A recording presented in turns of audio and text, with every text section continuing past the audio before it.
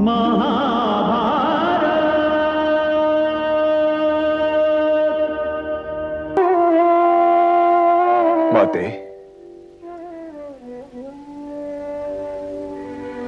अपने आप को संभालिए माते।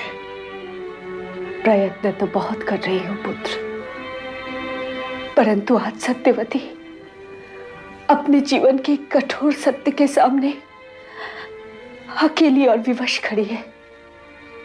सत्य कभी विवश नहीं करता माते। करता है पुत्र, बहुत विवश करता है।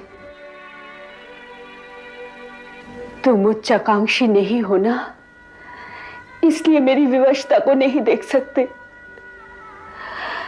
मैंने चाहा था मेरे पुत्र हस्तिनापुर की राजगद्दी पर बैठे, लेकिन मैंने तुम्हारे स्थान से तुम्हें हटा दिया।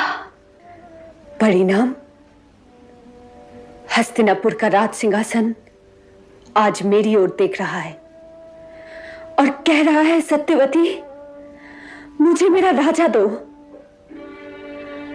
मैं उस राज सिंहासन को राजा कहां से दूं? ना चित्रांगत है, ना विचित्र वीर्य, और ना ही उनकी कोई संतान।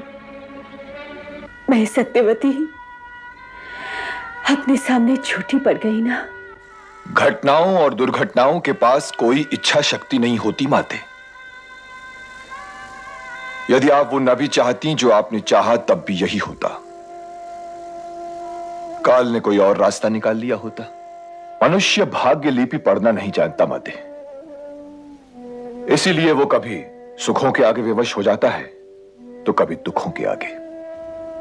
परंतु मैं हस्तिनापुर के राज सिंहासन से क्या कहूं? हस्तिनापुर के राज सिंहासन से कहिए कि वो अपने प्रश्न लेकर समय के पास जाए, क्योंकि तमाम प्रश्नों के उत्तर केवल समय के पास है। परंतु तुम भी तो कुरुवंश और कुरु सिंहासन की सेवा और सुरक्षा के लिए वचनबद्ध हो पुत्र। अवश्य माते।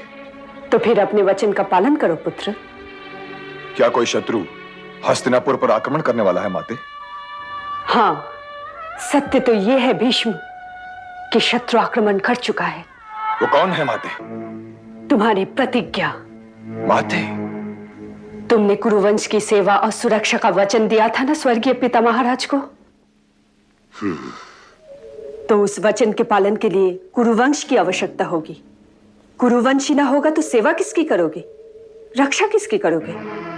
चित्रांगत और विचित्र वीर्य के निधन के बाद कुरुओं के वंश का रास्ता ही बंद हो गया है, और अब ये रास्ता केवल तुम ही खोल सकते हो। एक ओर तुम्हारी प्रतिज्ञा है, दूसरी ओर तुम्हारा वचन। निश्चय तुम्हें करना है। मैं समझा नहीं माते। परंपरा अनुसार आज तुम्हारा ये कर्तव्य है कि अंबिका और अंबालिका से विवाह करके कुरुओं की वंश रेखा को आगे बढ़ाओ। और तुम्हारी मां होने के नाते अब ये मेरा आदेश भी है। आपकी आज्ञा का पालन करना मेरा धर्म है माते, परंतु प्रतिज्ञाबद्ध होने के नाते मैं विवश हूं।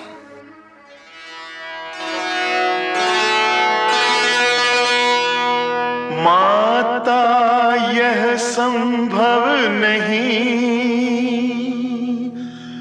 भीष्म करे व्रत त्याग।